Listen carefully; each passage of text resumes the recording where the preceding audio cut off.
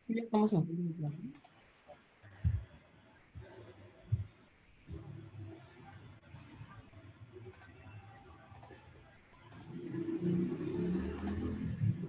Muchachos, ¿sí estamos en Facebook? Todavía no. Que no me aparece nada.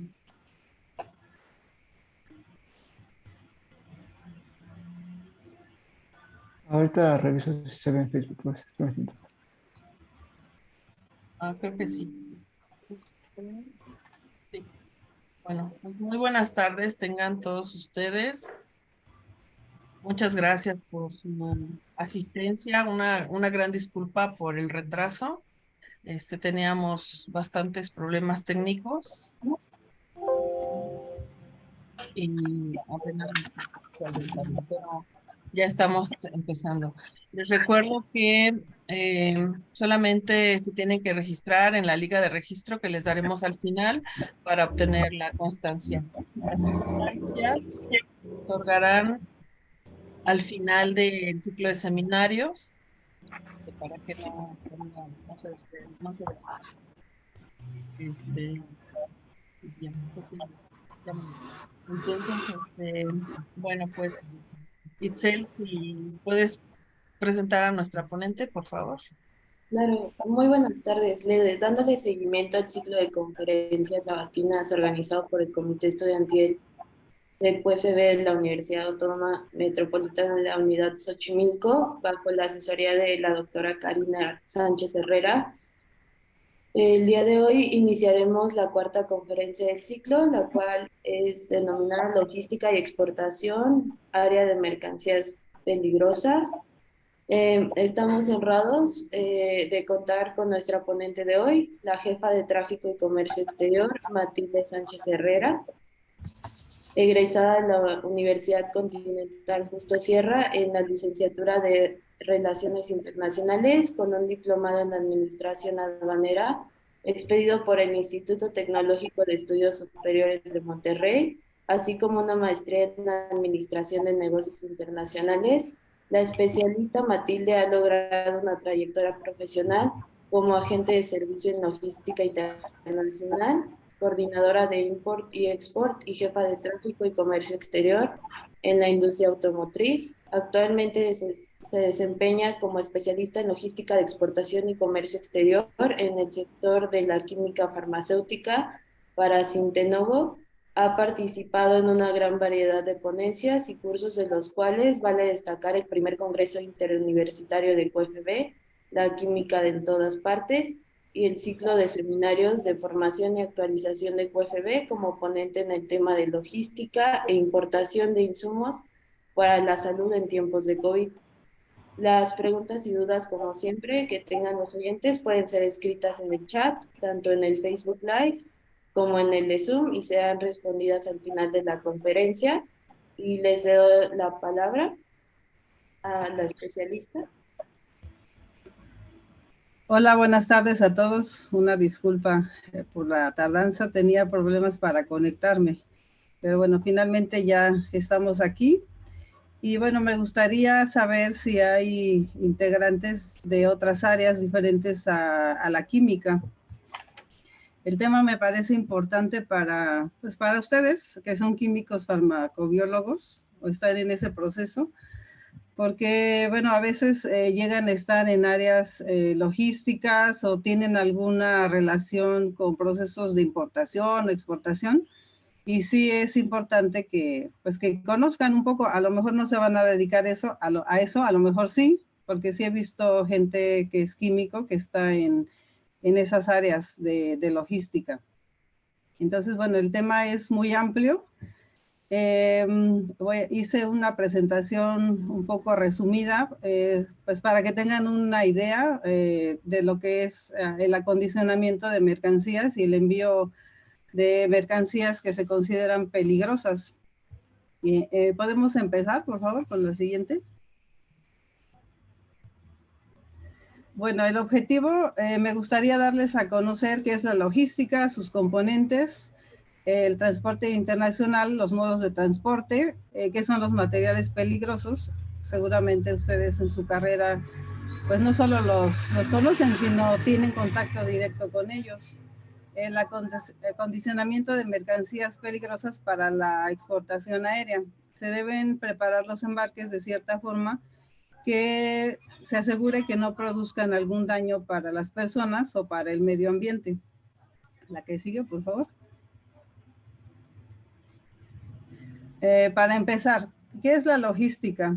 La logística la podemos definir o se puede definir de acuerdo a Council of Logistics Management como parte de la cadena de suministros que planea, implementa y controla eficiente y efectivamente el flujo y almacenamiento de bienes, servicios e información relacionadas desde el punto de origen hasta el de consumo para satisfacer las necesidades del cliente.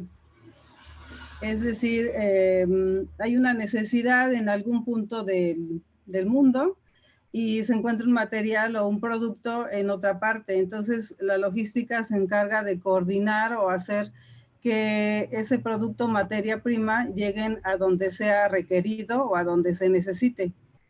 La siguiente, por favor.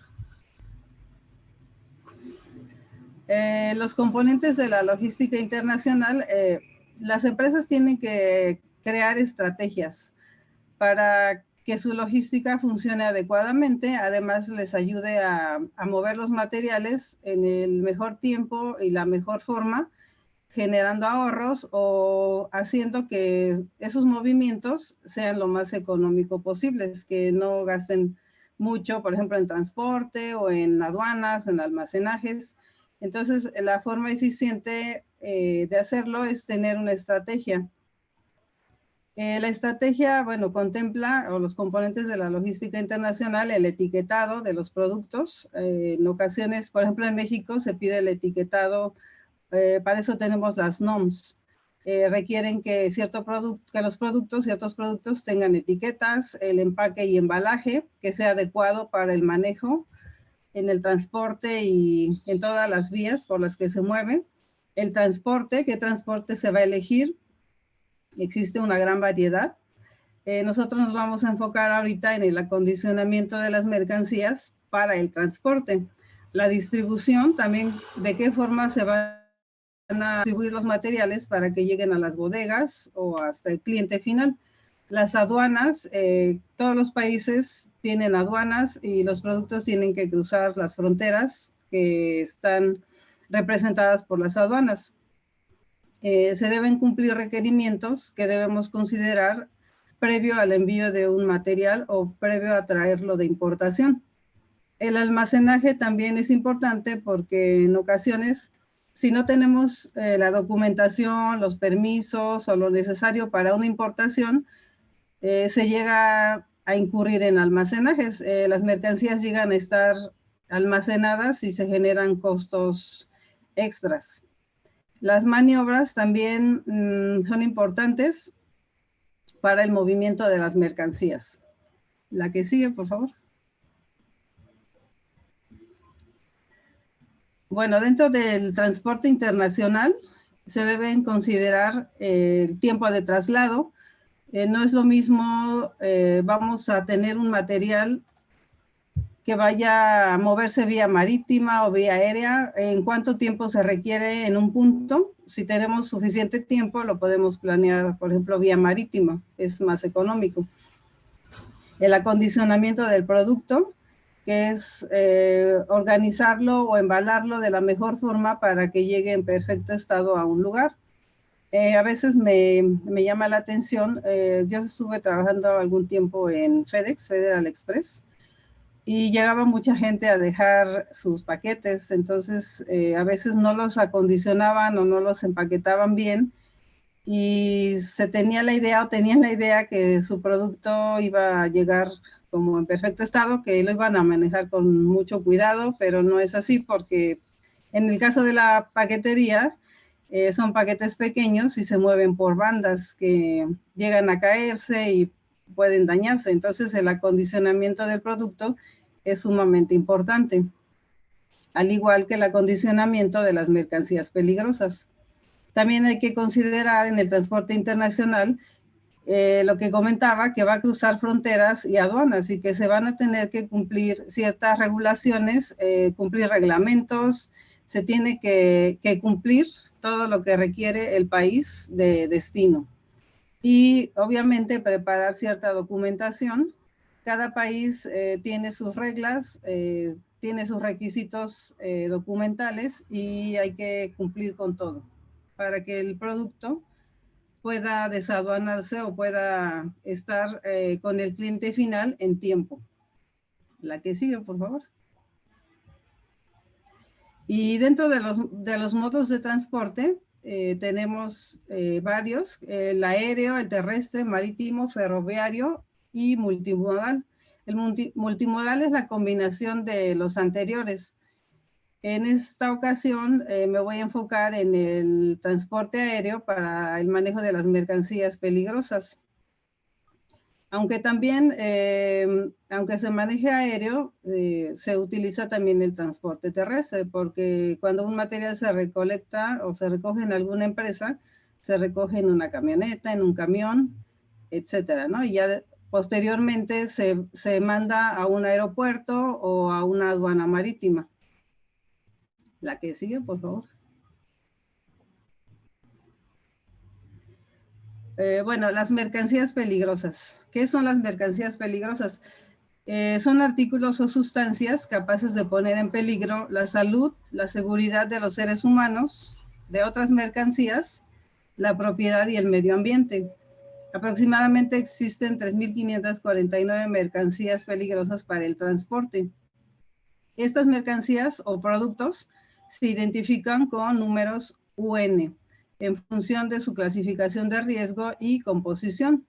Son 4 dígitos los que llevan y se crearon, lo crearon las Naciones Unidas para evitar el uso de nombres y problemas de idiomas durante el transporte.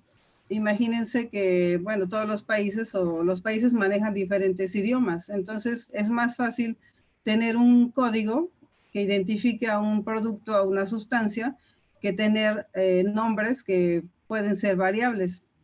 Entonces, los números UN sirven para identificar a esas sustancias y con esto evitar que se ocasionen accidentes y se produzcan víctimas o daños en el medio ambiente. La que sigue, por favor. Antes de empezar o para empezar a hacer todo el proceso de acondicionamiento, tenemos que tener una MSDS, un Material Safety Data Sheet o una hoja de datos de seguridad.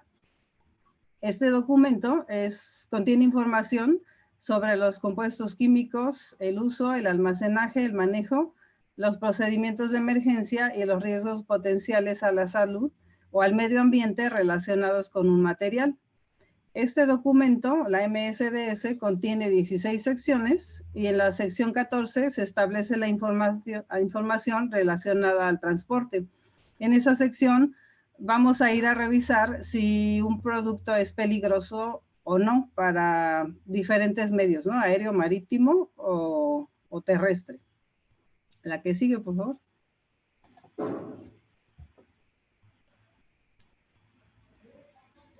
Para hacer el acondicionamiento se requiere revisar los lineamientos que establecen 3 organismos en cuanto a vía aérea, marítima y terrestre. Para la vía aérea tenemos a la IATA, que es la Asociación de Transporte Aéreo Internacional para la Regulación de Mercancías Peligrosas.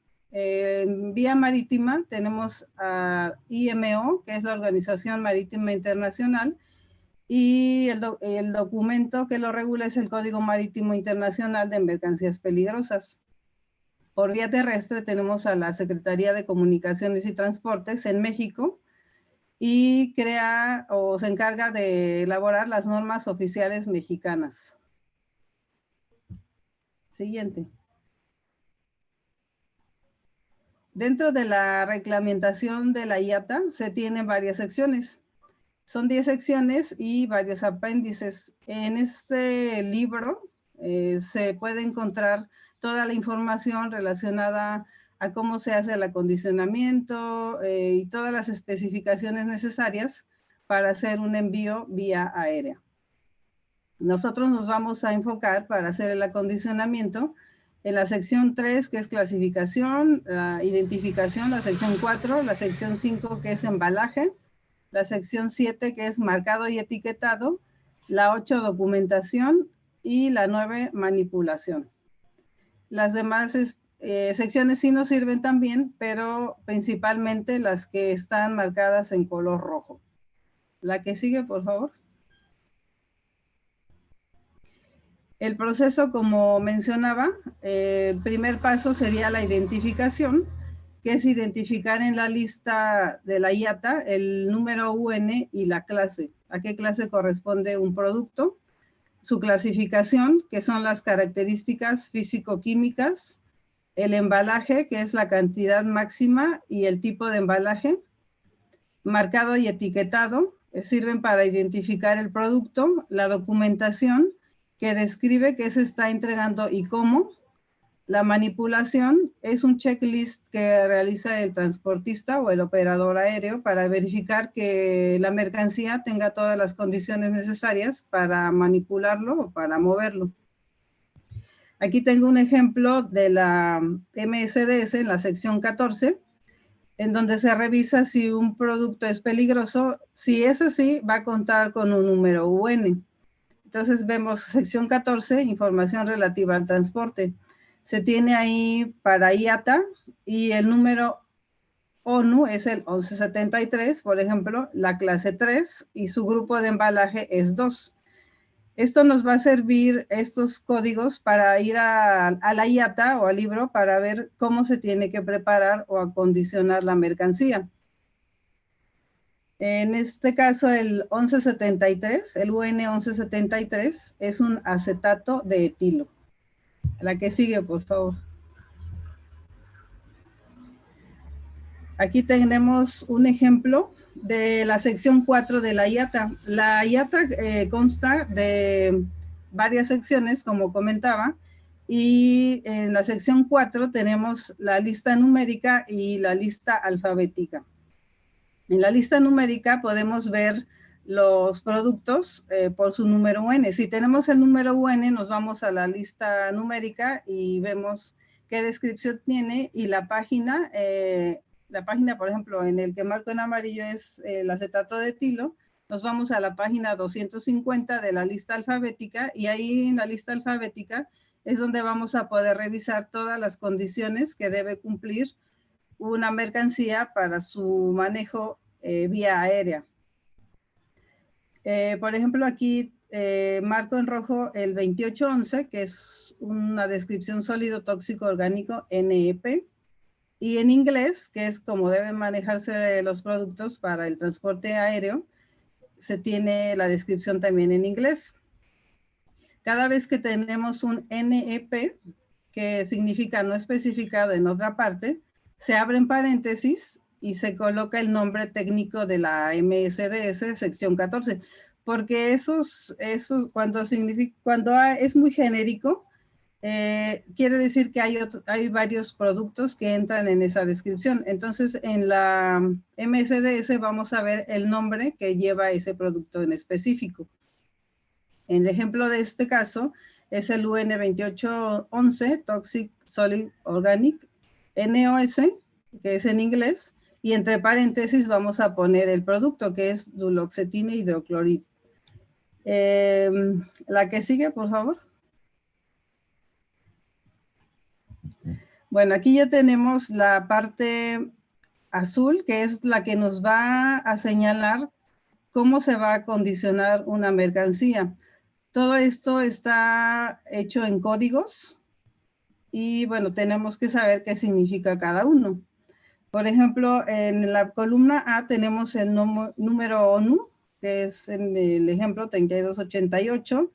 Después tenemos el nombre apropiado del envío, o Proper Shipping Name, que es sólido tóxico orgánico, NEP, y después, en el caso de ese producto, vamos a poner entre paréntesis el nombre que tenga la MSDS. Posteriormente, en la columna C tenemos la clase o división o peligro secundario. Aquí la clase es 6.1, seguramente ustedes conocen qué significa cada clase. Si tuviéramos entre paréntesis otro número, quiere decir que el producto tiene 2 peligros. Entre paréntesis va el peligro secundario. Después en la columna D tenemos las etiquetas que deben colocarse al embarque o a la caja, a cualquier embalaje.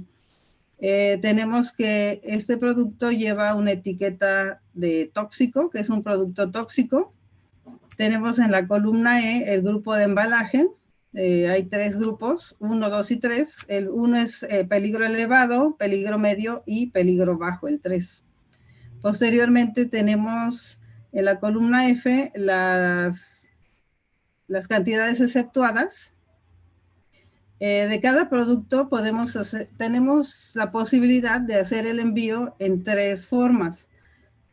Por cantidad exceptuada, que es una cantidad mínima que no requiere tanto manejo como cantidad limitada y cuando es más volumen, cantidad limitada y pues ya un embarque más grande. Entonces, en cantidad exceptuada, nos va a decir en la tabla que está mostrada arriba, la tabla 2.26a, nos dice, por ejemplo, en ese producto 3288, si tuviéramos el grupo de embalaje 1, nos dice que es un E5 y la cantidad máxima neta por embalaje interior es 1 gramo o 1 mililitro. Y la cantidad máxima neta por embalaje exterior son 300 gramos o 300 mililitros. Les decía que cada código tiene un significado, entonces hay que estar yendo a revisar las tablas para ver qué significa cada uno de los códigos. Posteriormente, en las columnas G, H y J, tenemos el acondicionamiento de las mercancías por cantidad limitada. Esas se mueven en aviones de pasajeros y de carga. Y tenemos las instrucciones de embalaje. Las instrucciones de embalaje nos van a decir cómo se van a acondicionar las mercancías, qué tipo de embalaje usa, qué cantidad máxima, qué cantidad mínima, etcétera. Tenemos también el avión de carga. Hay productos que solamente nos permiten hacer envíos en aviones de carga. Y posteriormente, no, permítame porque ya no veo aquí. Posteriormente tenemos las disposiciones especiales.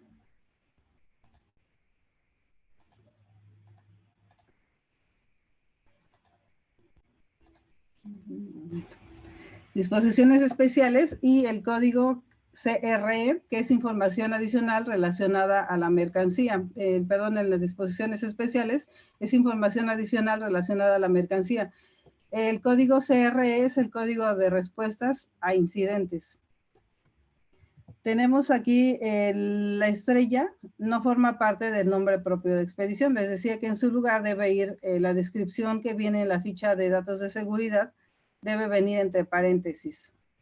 Tenemos aquí un ejemplo que es aldehídos inflamables tóxicos y en este caso tiene un peligro secundario que es el 6.1 y el peligro principal es el 3. La que sigue, por favor. Un momento, sí, porque...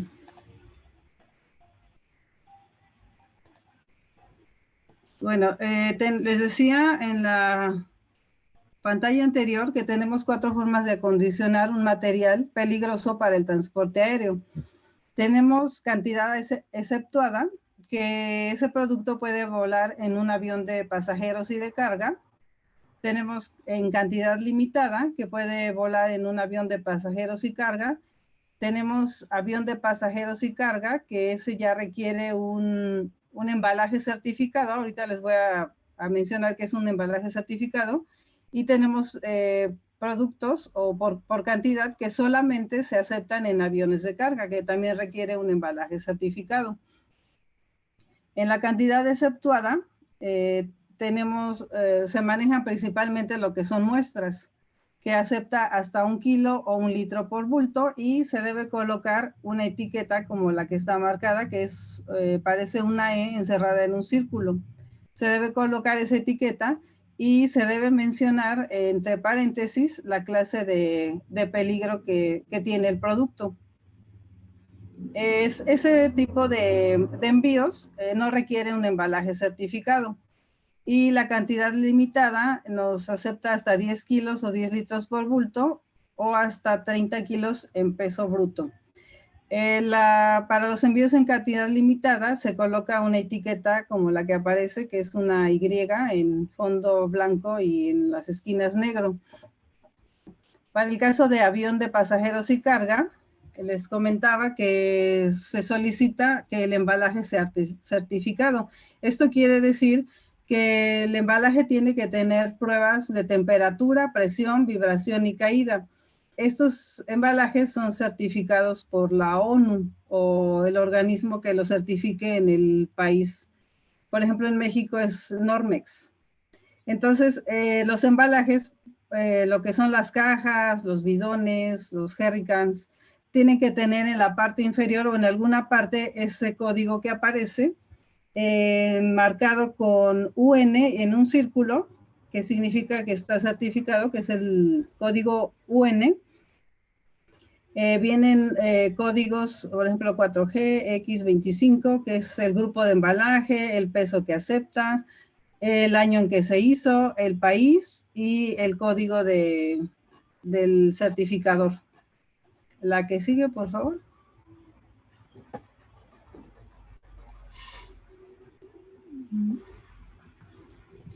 Aquí tengo un ejemplo, tenemos un ejemplo de lo que es una instrucción de embalaje. En la pantalla anterior veíamos en la sección azul que tenemos el código de instrucciones de embalaje. Por cada producto se debe revisar esta sección. Entonces tenemos, por ejemplo, que para el producto requiere revisar la instrucción de embalaje 670. Ahí nos va a decir las variaciones de los estados y las variaciones de los operadores. ¿Esto qué significa? Que los estados o los países tienen ciertas regulaciones para ciertos productos. No, algunos los prohíben y para algunos otros países requiere que se manejen o se envíen documentos adicionales, por ejemplo, que tengan un proceso diferente. Entonces tenemos que ir a esta sección para revisar. En el caso de las variaciones de los operadores, son los códigos de las aerolíneas. Entonces tenemos que irnos a revisar los códigos para ver qué aerolínea es la que no maneja ese envío. Me tocó un caso de un producto que se envió, fue una hidroquinona, era una muestra, pero por ser el país de destino China, ninguna mensajería aceptó hacer el envío. Este se manejó únicamente como si fuera una cantidad más grande y se tuvo que hacer por medio del despacho con un agente aduanal, porque ninguna mensajería aceptó mover ese producto. Pero esto fue por una restricción del país de destino. También vamos a revisar en esta parte, en la instrucción de embalaje, los tipos de embalajes que se pueden usar para cierto producto. Por ejemplo, nos dice que se permiten los embalajes combinados y los embalajes únicos.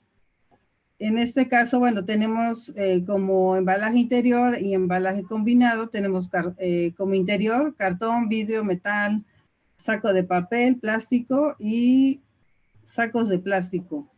Y tenemos ahí la cantidad neta por embalaje interior y la cantidad neta total por bulto. También nos indica los embalajes exteriores, qué tipo de embalaje acepta. En el lado derecho tenemos unas tablas que nos indican los códigos que aparecen en el lado izquierdo para los embalajes exteriores, qué significa cada uno. Por ejemplo, si tenemos 1A es un bidón de acero, o si tenemos un 3H significa que es un jerrycan de plástico, por ejemplo. También nos indica ahí el tipo de tapa, si es tapa fija, movible, y las letras X, Y o Z nos dicen para los grupos de embalaje que sirve cada embalaje. También tenemos si podemos manejar el producto con un embalaje único o no. La que sigue, por favor. Posteriormente, tenemos la clasificación. Existen 9 clases de mercancías peligrosas. La primera son los explosivos, gases, líquidos inflamables, sólidos, oxidantes, tóxicos e infecciosos, radioactivos, corrosivos, sustancias peligrosas misceláneas. Cada una de las clases tiene sus propias etiquetas y cada clase tiene subclases.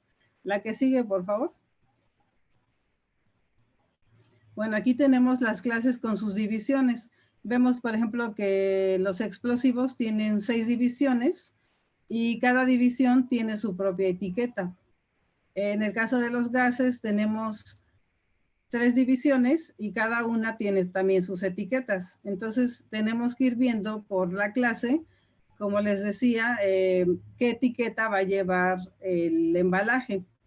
Tenemos sólidos inflamables, que tenemos 3 divisiones, oxidantes y peróxidos orgánicos, que tenemos 2 divisiones, tóxicos infecciosos con 2, radioactivos y corrosivos.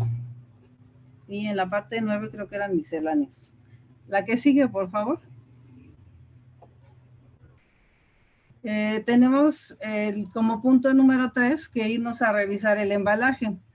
El embarcador es el responsable del embalaje. Las mercancías peligrosas deben utilizar embalajes resistentes a los golpes y al manejo de la carga que se realiza durante el traslado.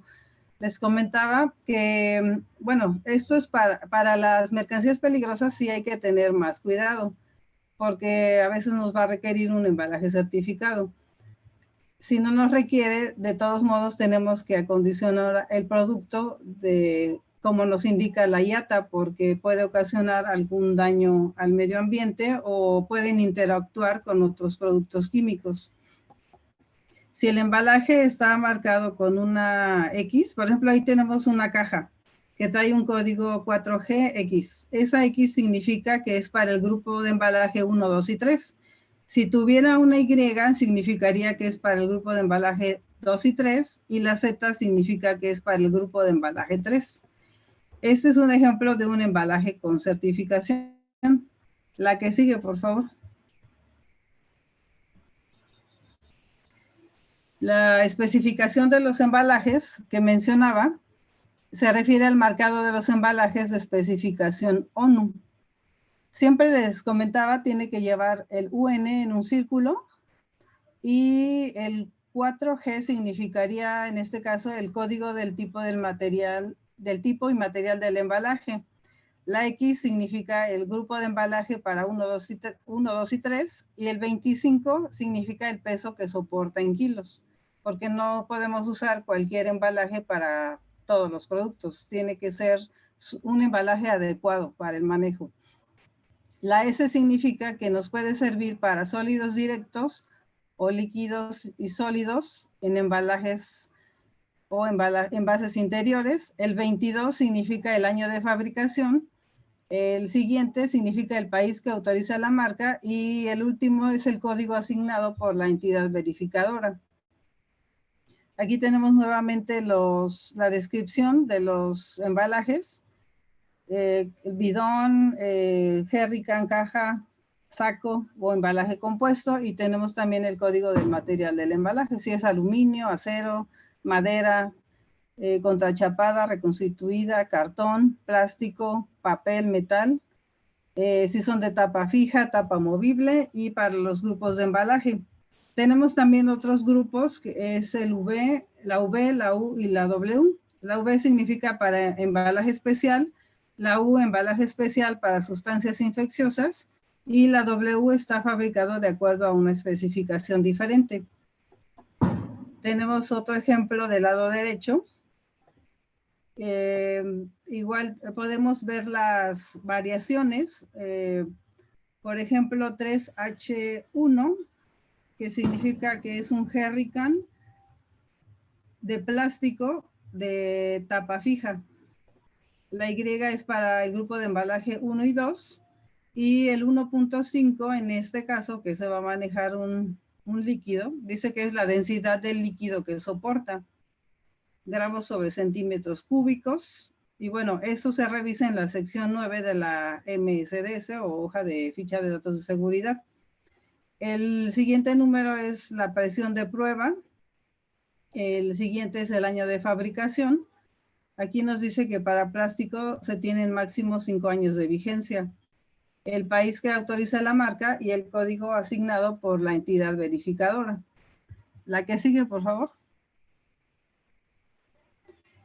Se tienen los embalajes interiores, que estos se van a colocar dentro de otro embalaje que debe ser certificado, o si es una cantidad exceptuada no se requiere. Pero tenemos estos ejemplos. En embalajes interiores tenemos vidrio, plástico, latas, sacos de papel, recipientes metálicos, tubos. Estos no se requiere que sean certificados.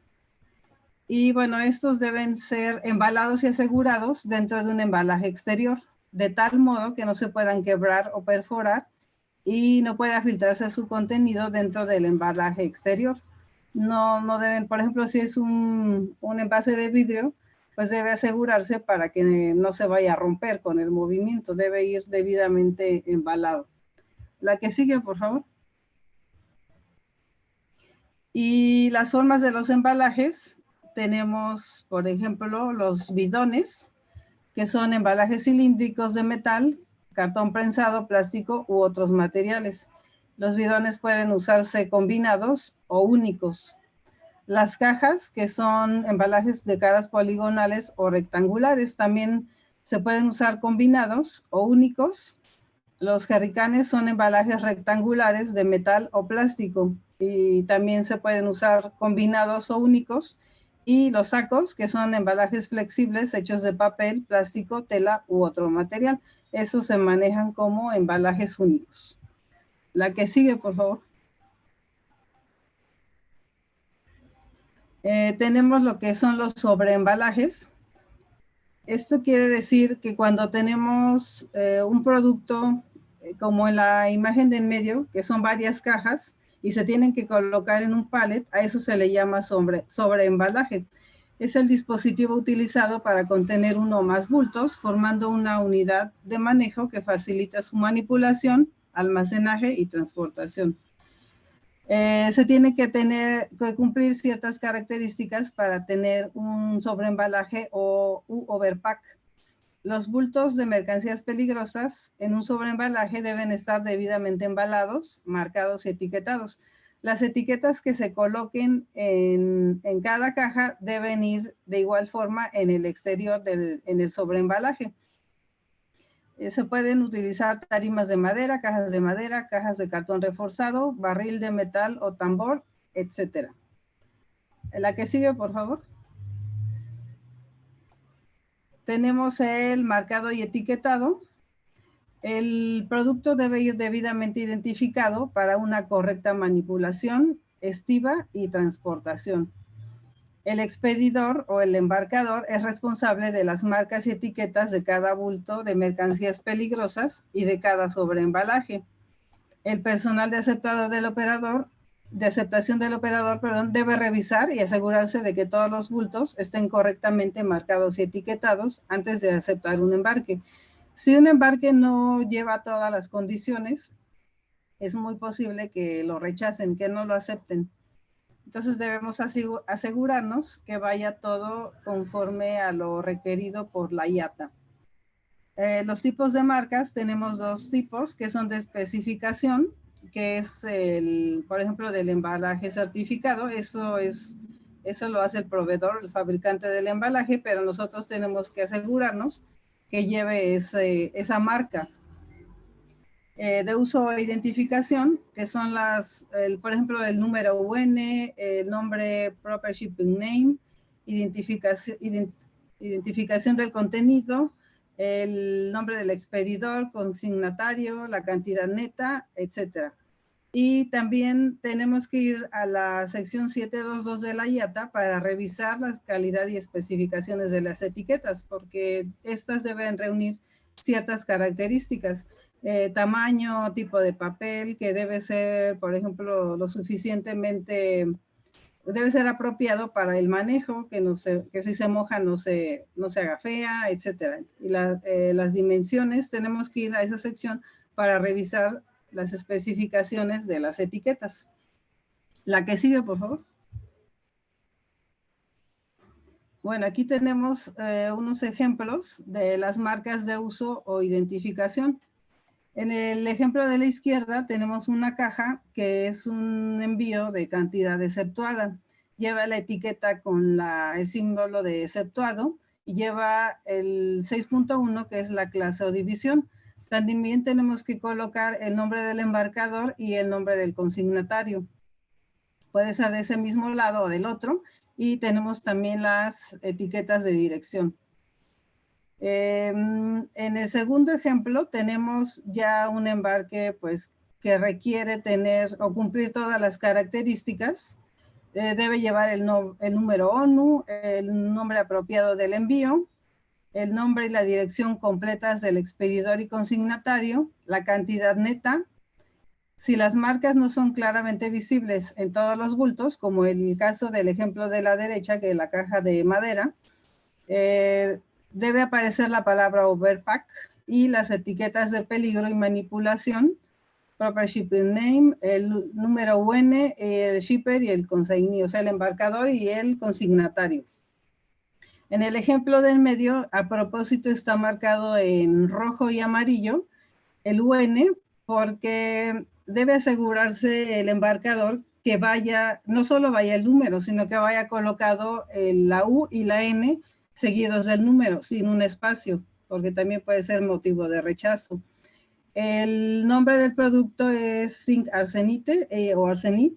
La E también, si le falta la E, también puede ser motivo de rechazo y debe llevar la cantidad neta que va del producto.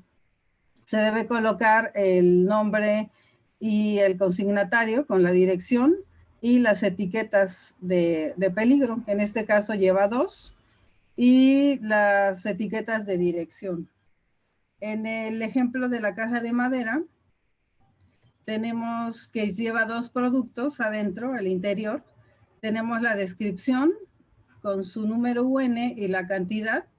Y en el caso del nombre de abajo tenemos un nombre genérico. Entre paréntesis debería colocarse el nombre que viene en la MCDS, viene su número y la cantidad. Aquí pues debe llevar todas las etiquetas que correspondan a los 2 productos.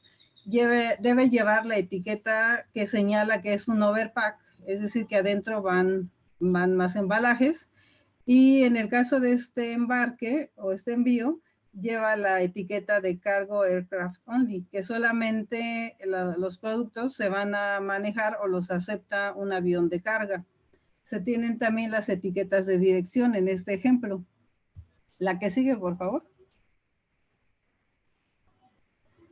Aquí tenemos el ejemplo o las etiquetas que deben llevar los envíos o los embarques.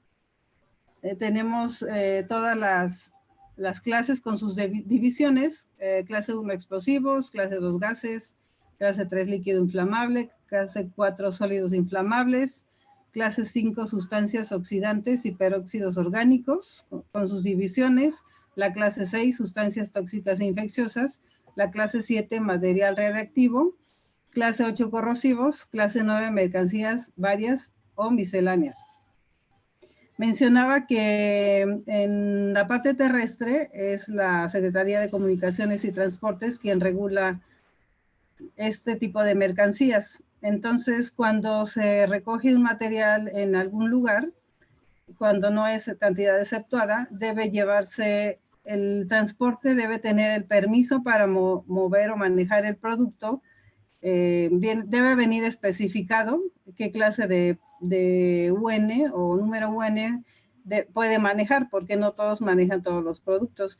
Y adicionalmente, en la parte exterior de la camioneta o el camión, debe colocarse el número UN que va adentro del camión. El que sigue, por favor. Tenemos la documentación como el punto número 5, adicionalmente al acondicionamiento de lo que son las etiquetas, embalajes, se debe elaborar un documento. Este documento, bueno, el expedidor debe cumplimentar una declaración del expedidor de mercancías peligrosas por cada embarque, excepto algunas sustancias, que esas están mencionadas en el 8.12. Y de este documento que debe elaborar el embarcador, solamente 3 campos pueden ser manipulados por el operador de la carga o aerolínea, que sería el número de guía, el aeropuerto de salida y el aeropuerto de destino. En este documento tenemos que colocar el nombre del embarcador, el nombre del consignatario, el número de guía, de cuántas páginas consta el documento. Tenemos que subrayar o tachar el que no aplica. En este caso, el embarque se va en un avión de pasajeros y carga y se tacha el que no se ocupa, que sería solamente de carga. Tenemos que colocar el aeropuerto de carga y el aeropuerto de destino. Y como mencionaba, se tacha lo que no corresponda. En este caso se tachó que es radioactivo porque el producto no es radioactivo, se deja solamente no radioactivo. En la parte de en medio se tiene la naturaleza y la cantidad de las mercancías. Tenemos el número ONU, que como comentaba debe ir junto, UN 2811. Tenemos el nombre apropiado del envío, que en este caso se pone Toxic Solid Organic NOS, y entre paréntesis el nombre que aparece en la MSDS. Tenemos la clase o división y el riesgo secundario, el grupo de embalaje y tenemos la cantidad. Ahí como van varios pallets, en este caso, se deben poner en cada pallet cuántos pallets van y qué contiene cada uno. Tenemos que poner el peso de cada sobreembalaje. Y en la siguiente columna tenemos que poner la instrucción de embalaje y la autorización. Por ejemplo, si el embarque se va a realizar siguiendo cualquier autorización gubernamental, si requiere una autorización de gobierno, ahí se debe colocar el número. Posteriormente, tenemos que colocar el número de contacto y la persona a quien se debe contactar en caso de un incidente. Al final, debemos poner el nombre, la fecha, el lugar, y la persona que firme el documento debe ser una persona certificada.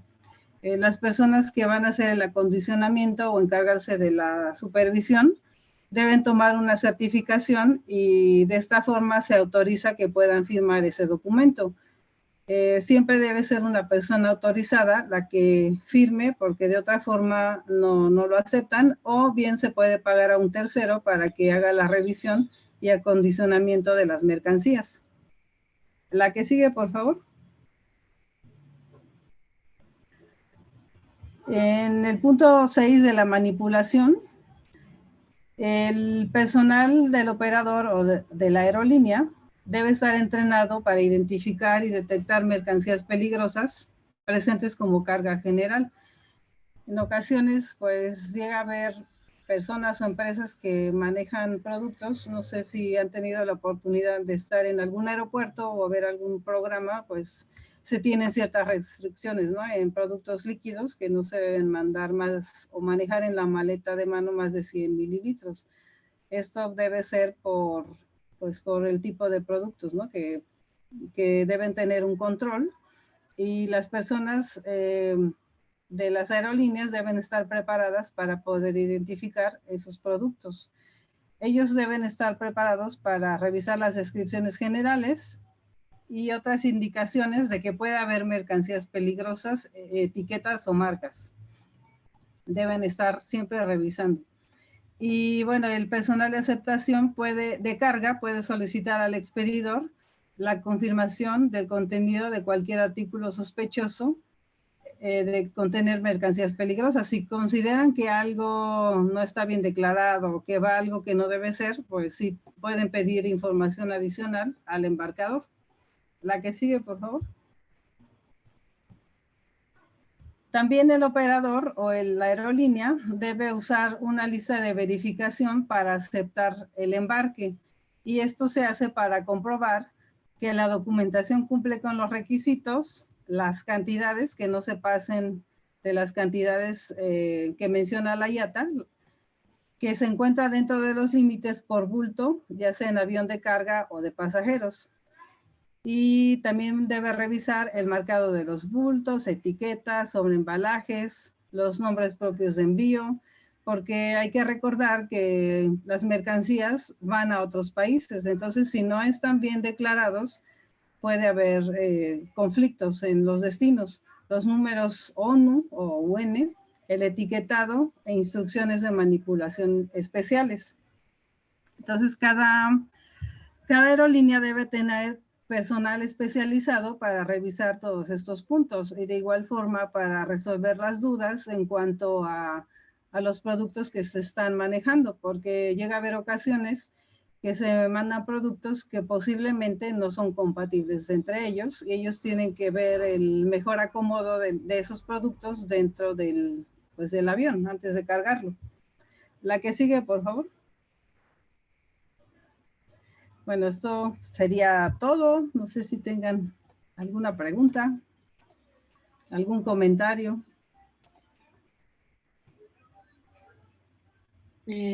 Bueno, de parte de aquí de Zoom nos preguntan, Luis Ángel Lara, muy interesante el tema. Para hacer carrera en esta área, ¿hacia cuáles empresas me puedo dirigir o es un área intrínseca de la industria farmacéutica? Bueno, yo creo que va enfocado a áreas logísticas, pero como comentaba, hay personas que son químicas que llegan a estar en áreas logísticas por algunas necesidades a veces de las empresas o por azares del destino. Entonces, para hacer este tipo de manejo de embarques, se debe tomar forzosamente una certificación, aunque sea personal logístico, sí debe estar certificado. Entonces, cualquier persona puede certificarse para realizar estos embarques. Ok. ¿Y dónde se certifican? ¿Cómo? Hay organismos o escuelas certificadoras. Ellos, bueno, hay que tomar un curso y al final del curso se hace un examen y pues ya te dan la certificación. La certificación dura 2 años. Ah, ok. La certificación puede ser para manejo de mercancías vía aérea o marítima, o ambas. Gracias. Ok. No sé si alguien más tenga alguna pregunta del chat. De Facebook Live, nos preguntan, ¿siguen alguna norma para aplicar esta logística de transportación? Sí, es la IATA. Bueno, para el acondicionamiento es la IATA, la que se usa.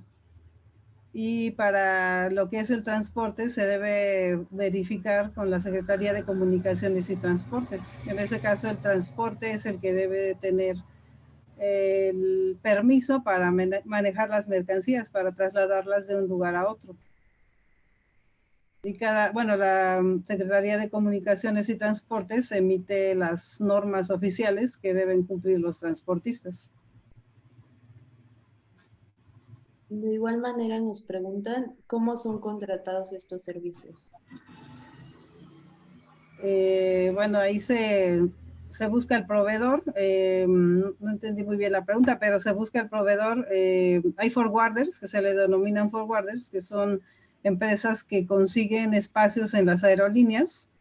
Ellos son los que, mediante ellos se manejan los embarques. En caso de las muestras, sí se pueden manejar a través de cualquier mensajería, bueno, FedEx, DHL, UPS.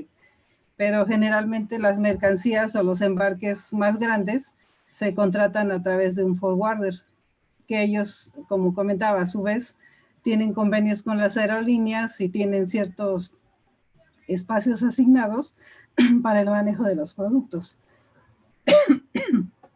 Ok, gracias. De aquí de Zoom nos preguntan cuáles son algunas de esas instituciones para tomar la certificación y si se encuentran en Ciudad de México o en algún otro estado de la República. Sí se encuentran en la Ciudad de México. Seguramente debe haber en todo el país. Yo la certificación la tomé con una empresa que se llama ILC. Seguramente como esta empresa o esta escuela o organismo certificador, debe haber muchos más.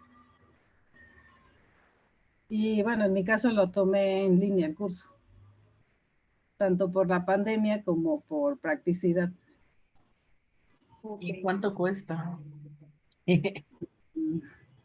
No, ahí sí no sé porque lo pagó la empresa, pero yo pienso que unos 7,000 pesos, tal vez, 5,000 a 7,000 pesos. Ok, en Facebook Live nos preguntan cómo se puede minimizar el riesgo ecoambiental de la transportación de materiales peligrosos. Precisamente mediante, bueno, siguiendo las indicaciones pues de los organismos, lo que es la IATA y el encargado de los embarques marítimos.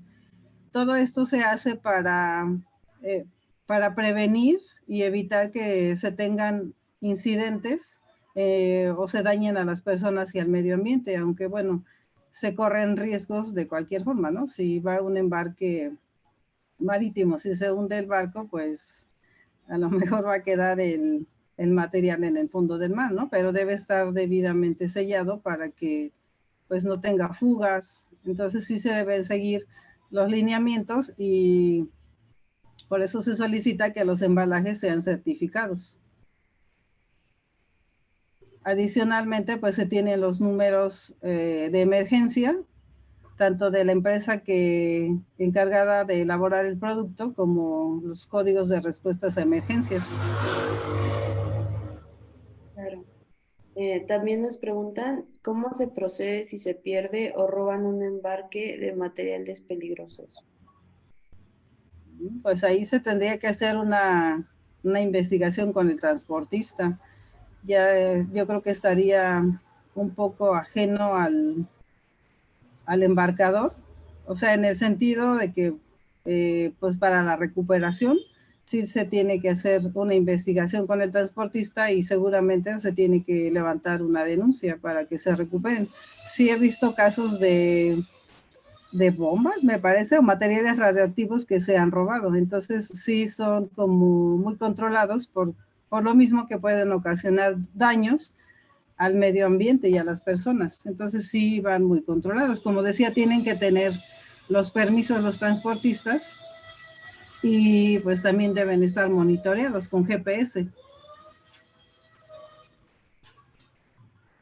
Ok, no sé si alguno de los participantes tenga alguna otra pregunta.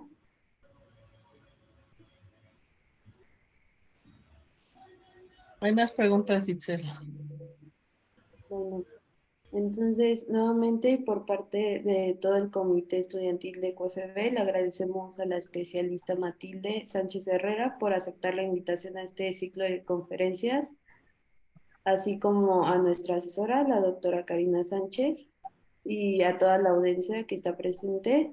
De igual forma, les recordamos que nuestra próxima conferencia va a ser este sábado 18 de marzo y el preregistro podrá encontrarse en nuestras redes sociales oficiales del comité de QFB. eh, y también se compartieron a través del chat. Esperamos que tengan una buena tarde y muchas gracias por su asistencia. Y les doy la palabra a la doctora. Unas palabras. No, todavía hay Espero. preguntas, Itzel. No me escuchaste. Dice, ¿está contemplado algún tipo de protocolo en caso de bioterrorismo? Pues deberían tener las aerolíneas y los buques deberían tener protocolos, sobre todo si son mercancías peligrosas. Ah, y hay una pregunta, que es, pues a lo mejor es polémica, ¿no? Pero yo creo que sí la puedes contestar. Ajá. Dice, ¿Usted cree que el embalaje que transportaba el cloruro de vinilo en Ohio fue el adecuado para este o simplemente no hubo un control de calidad para su transporte? Sí, supe que pasó algo, pero no tengo toda la información como para poder dar mi opinión. O sea, que haya sido el embalaje o que haya sido el transportista. No sé exactamente qué fue lo que pasó o cómo sucedió el incidente, como para dar una opinión más acertada. Bueno, yo creo que en cualquier caso, aunque vaya súper bien embalado, aquí hubo un descarrilamiento del tren, entonces eran 50 vagones, no, 100 vagones de cloruro de vinilo, entonces digo, aunque vaya súper bien embalado, pues si se descarrila, pues algo va a pasar, ¿no? O si aunque vaya en el avión, pues si se cae, pues también, o si va en el avión, si se va al fondo del mar, pues también, ¿no? Sí, es lo que comentaba, que si se hunde el buque, pues cómo van a sacar las mercancías, ¿no? Igual y deben ir bien cerrados o sellados, pero en algún tiempo, bueno, supongo que si va en un bidón o en un tampo metálico, pues se oxidan, ¿no? Con el tiempo y sí llegan a dañarse el medio ambiente si no se rescatan esos productos. Sí, exactamente. Preguntan si puedes dejar tus datos de contacto. Sí, claro. Te los dejo a ti y ya que tú se los proporcionas. Sí, si quieres. Bueno, me gustaría decirles que, bueno, espero que les haya sido interesante la plática, que les sirva de alguna forma y, bueno, es parte de los conocimientos que recientemente adquirí. Tengo, pues, muchos años, algunos años en la industria logística, aduanas y recientemente con esta capacitación de certificación de envío de productos peligrosos vía aérea. Me parece un tema muy, muy interesante porque a veces sí se llegan a manejar productos, pero no se tiene todo el conocimiento de lo que hay detrás para moverlos, sino simplemente sí me tocó manejar productos como pinturas, solventes, ya venían preparados, venían de Alemania, ya venían etiquetados, pero ahora que ya tengo este conocimiento, ya sé todo con más detalle lo que implica el manejo de estos productos y cómo debe hacerse. Espero que les haya gustado y sobre todo que les sirva.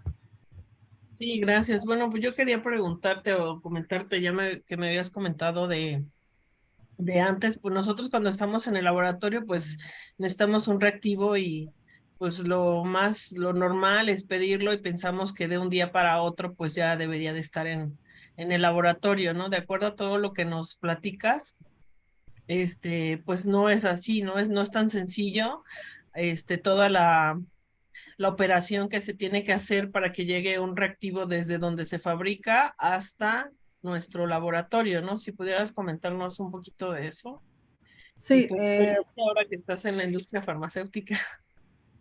sí, precisamente, bueno, siempre en mi vida laboral he tenido que realizar envíos de muestras, sobre todo en la industria automotriz, que he estado más tiempo, pues envíos de muestras para validación de los clientes, etcétera, ¿no? En este caso, ahora que estoy en la industria químico-farmacéutica, también se hacen envíos para realizar pruebas de los productos, se mandan cantidades mínimas para las pruebas, pero sí algunos productos son peligrosos. Entonces ahí, bueno, como decías tú, la persona encargada del laboratorio o que está en el área de calidad requiere hacer un envío para las pruebas que requiere el cliente, pero pues él no sabe que es peligroso, ¿no? Simplemente te da el producto y mándalo. Entonces sí hay que tener como esa conciencia o ese conocimiento que no nada más es decir se va, ¿no? Por tal mensajería y en tanto tiempo, sino antes se les comenta que se tiene que revisar si el producto requiere alguna condición o si es peligroso, qué proveedor o qué mensajería, en el caso de las muestras, él lo va a manejar. Como les comentaba, hubo el caso de una hidroquinona que ninguna mensajería lo quiso manejar por el país de destino, que es China. Entonces, aunque fue una muestra mínima, se tuvo que mandar en un avión de pasajeros y carga con otras condiciones. Entonces, sí, les decía, es importante para ustedes que son químicos, cuando están al frente de laboratorios o al frente de áreas de calidad o producción, que cuando realizan envíos sí tienen que considerar que a lo mejor son muy urgentes o los requiere el cliente para los análisis, pero sí se debe revisar cómo se van a enviar, sobre todo los que son peligrosos. Y bueno, les decía que hay más de 3,000 productos o mercancías peligrosas. Entonces, pues muchos van a caer dentro de estas clasificaciones. Yo supongo que en estas condiciones será más costoso, ¿no? Ay, ya está. Sí, cuando lleva requisitos o requerimientos especiales, como ese caso de la hidroquinona, pues sí fue mucho más caro, como si se hiciera un embarque más grande, que es simplemente una cajita que puede costar unos 3,500, 4,000 pesos a España. Entonces, ese envío costó más de $1,000.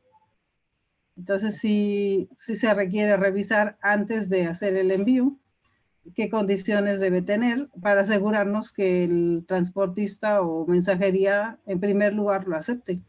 Incluso, bueno, en mi caso, cuando me dan una muestra o un producto, reviso si es peligroso o no, y a pesar de que sea peligroso y que ya haya revisado que sí se puede manejar, de todos modos solicito confirmación a la mensajería para asegurarme que no va a quedar detenido en la aduana y lo vayan a regresar. Ah, ok, sí. Bueno, pues muchas gracias. No sé si alguien más tenga alguna otra pregunta o alguna duda. Y comentarles, así como estaban preguntando de esta parte de si se pueden certificar y a pesar de que no estamos, bueno, nuestra preparación no es para esta área, sí les comento que he tenido, o hay varios de nuestros exalumnos que trabajan en UPS, por ejemplo. Bueno, tú trabajaste en DHL, pero pues no supongo que vean, Perfecto. sí, ¿no? En UPS para el Sí, sí, envío sí. de estas mercancías, ¿no? ¿Qué es lo que estás comentando? Sí, hay especialistas que son del área química que están precisamente controlando toda esa parte pues, del manejo, que el personal administrativo o logística no conoce las interacciones, ¿no? Las reacciones de los productos químicos, aunque vienen especificados en la IATA qué materiales se pueden manejar entre ellos o juntar, pero de cualquier forma ustedes los químicos son los que tienen pues más conocimiento sobre lo que pueden ocasionar. Ajá, ok. Bueno, ya, creo ya se volvió loca mi computadora, ya no veo nada. No sé si están viendo lo que yo veo. Bueno, pues nada más voy a agradecerte, que nos hayas acompañado, que nos hayas hablado de este tema que pues nosotros desconocemos y que pues poco tomamos en cuenta. Pues te mandaremos tu constancia. Y pues a las personas que nos siguen, recordarles que estos seminarios, son 10 seminarios, entonces no se los pierdan, por favor. Van a estar muy buenos. En nuestro próximo seminario estará con nosotros el doctor Eric Ayala Calvillo, también egresado nuestro, pero ahora trabaja en la UAM, en Morelos, y nos va a hablar del efecto de los alimentos y nutrientes en el tratamiento farmacológico. Entonces no se lo pierdan. Y pues ya saben que pueden seguirnos en las redes sociales, en YouTube, pueden ver los videos, compartirlos. Tenemos el canal de Telegram para que ahí les mandemos las ligas, la información también ahí directamente en tu celular. Tenemos Instagram, Twitter y Facebook para que compartan, ¿no? Si les pareció interesante la charla, pues con sus compañeros, para que conozcan, ¿no? También. Y pues, ya no funciona mi computadora, ya no quiere trabajar. A ver, el que guste los datos de mi hermana, pues mándenme un mensaje, por favor, manden un correo y ahí se los compartimos. Pues muchas gracias. Gracias a todos. Gracias a todos. Nos esperamos la próxima semana. Acuérdense, el sábado a las 10 el curso y a las 2 el seminario. Ya les dejé la liga para que se registren, para obtener su constancia. La constancia la daremos al final de todo el ciclo.